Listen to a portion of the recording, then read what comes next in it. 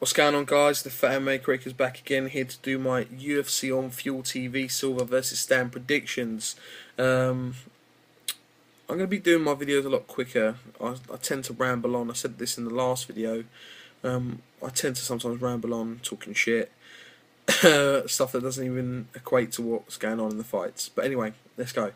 The preliminary card on Facebook, we've got Marcelo Guimaraes versus Yum or Lim. Oh, it's very hard to pronounce. Going through Marcelo Guimaraes. Next is the bantamweight bout between Alex Caceres, aka I'm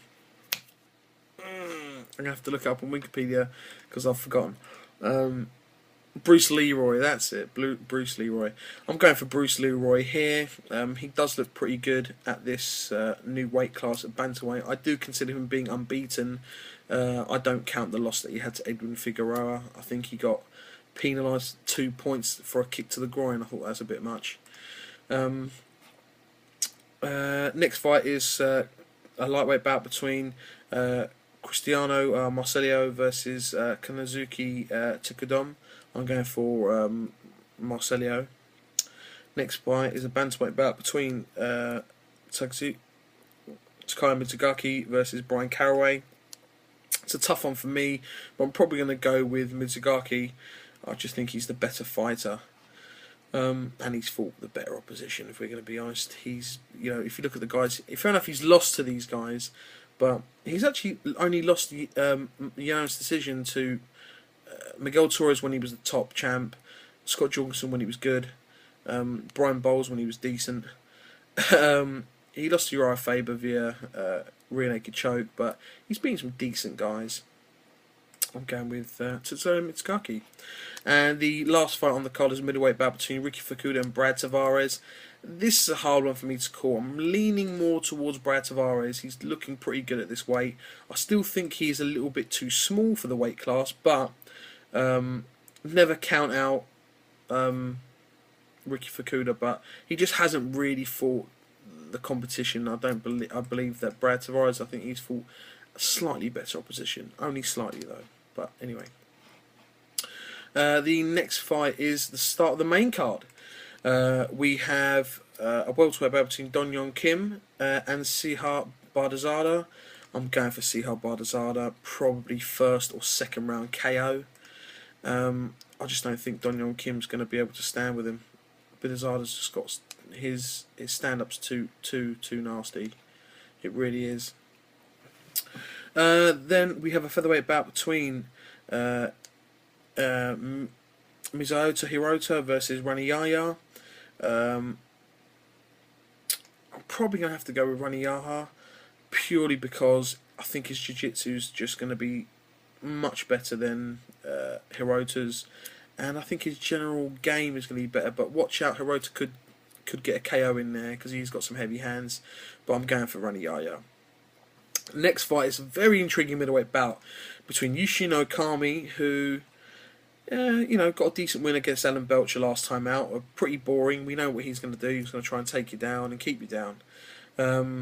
Obviously, he had 2 TKO losses on the trot to Anderson Silva and Tim Bosch. The one thing I will say about him, he is a winner. He's only lost 4 times in the UFC. 1 to Rich Franklin, 1 to Chael Sonnen, 1 to Anderson Silva, 1 to Tim Bosch. 4 very decent names. And he's beaten some pretty decent names in Dean Lister, Evan Tanner, Mike Swick, Alan Belcher twice actually, Nate Marquardt, Mark Munoz. He's beaten a lot of very, very top opponents. But he looks to me he doesn't do well with heavy hitting guys. And I'm probably going to have to lean towards picking Hector Lombard. Hector Lombard looked like a different fighter against Usman Palhares.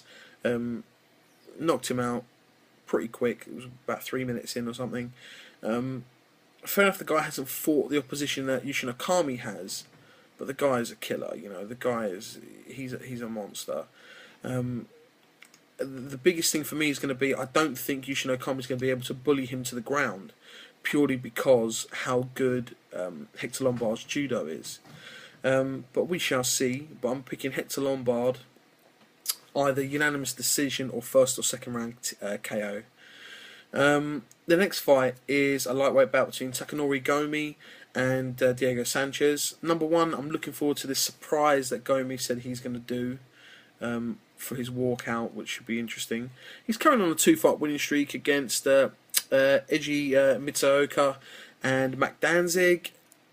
And we now have Diego Sanchez, I believe, making his return to 155 after losing to Jake Ellenberger.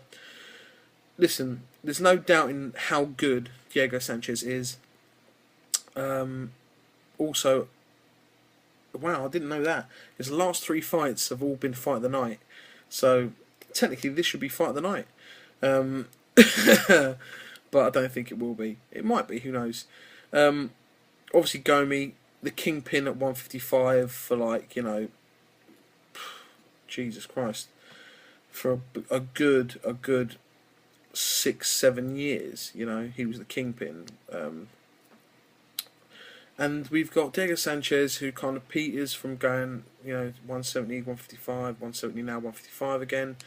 I'm going to have to say, I'm probably going to pick Diego Sanchez, but I'm actually, that's what my head is saying. But my heart is saying Gomi. I really want Gomi to win. I think this will be a massive win for him if he can do it. I'm picking Diego Sanchez, but I really hope my prediction's wrong, and I hope Gomi wins. Now we have the heavyweight bout of the evening, which is the co-main event, which I think is probably the hardest one to call of the night, other than the main event. You have Mark Hunt versus Stefan Struve, and I can't stand when people call him Stefan Struve. It's Stefan Struve versus Mark Hunt. Mark Hunt, obviously, we know the way he's going to win this is knocking him out. Most of his wins have come via knockout and decisions, but I doubt this is going decision.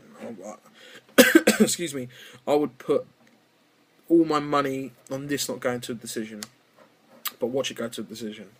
But it's not going to go to a decision. Anyway, Mark Hunt's currently on a 3-fight winning streak over three wins over Chris Tuchcher, Ben Rothwell, and Chet Kongo. 2 very decent names, those last 2. And we've got Stefan Struve, who's really coming into his own. That last fight against Stipe Miocic was a great fight.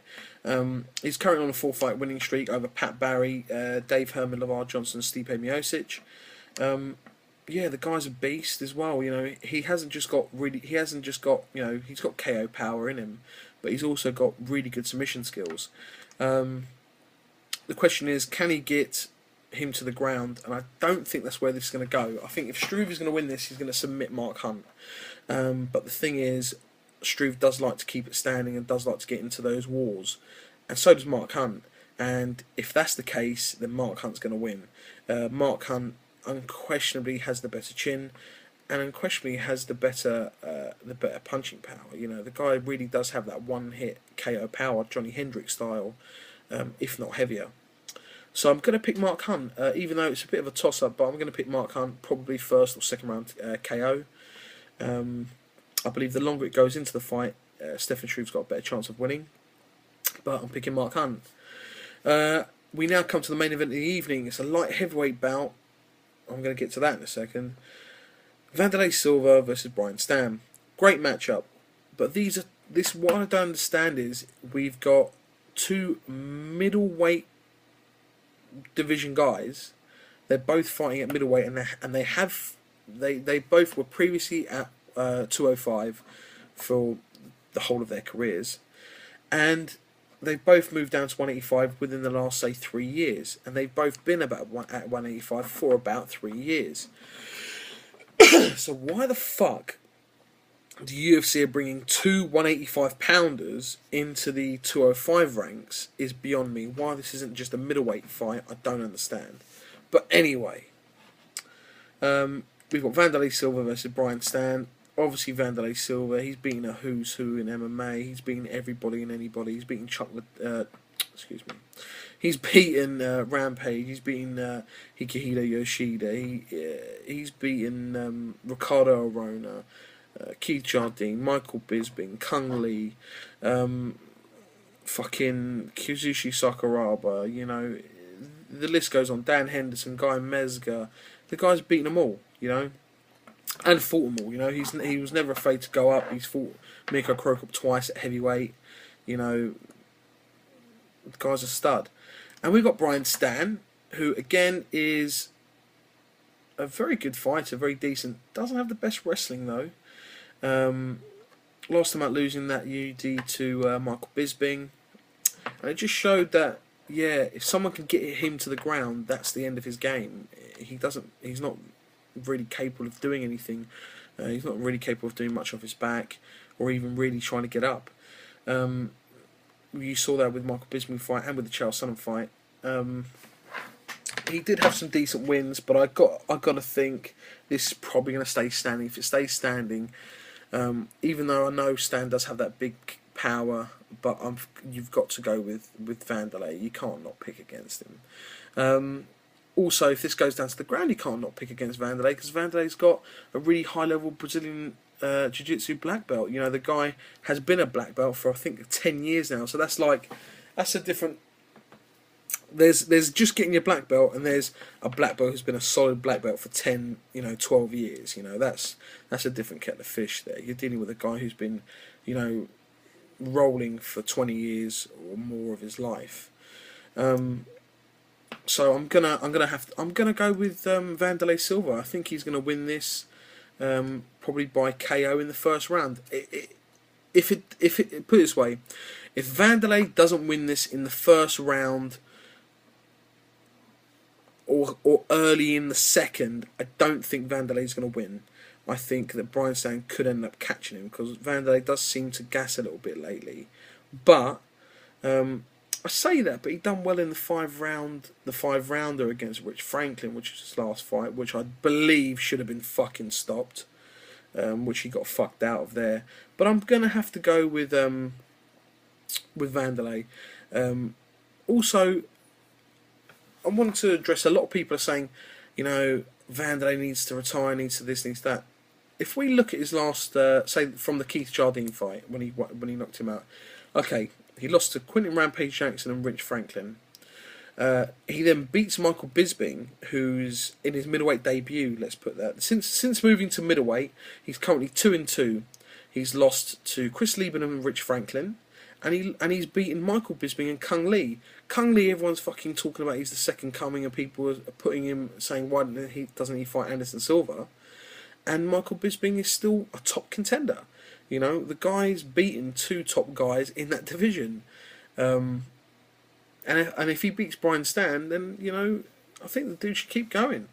But this is a heavyweight bout, fucking ridiculous. But anyway, yeah, that's my picks. We've got a lot of UFC still coming on. I'm just trying to see what's after this. I think after this we've got UFC 158, I believe. I'm just going to double check this shit. Yeah, we've got UFC 158, which is literally 2 weeks after this, which is St. Pierre Diaz. Then 2 weeks after that we got UFC on Fuel again, which is Gustafsson versus Mousasi. That's really come to shape. The one that everyone's looking forward to, I think, is the next UFC on Fox. We've got some really, really good fights there. We've got Nate Diaz, Josh Thompson, Dan Hardy, Matt Brown, Frank Mir, Daniel Cormier, and then we've got Benson Henderson versus Gilbert Melendez. Some really, really, really good fights going on. Yeah, so it's going to be interesting. It's going to be very, very interesting. So, like I said, this is going down Saitama Super Arena, Japan, March 3rd, which is this Sunday. Check it out. Obviously, it's on ESPN in the UK. Until then, guys, enjoy the fights.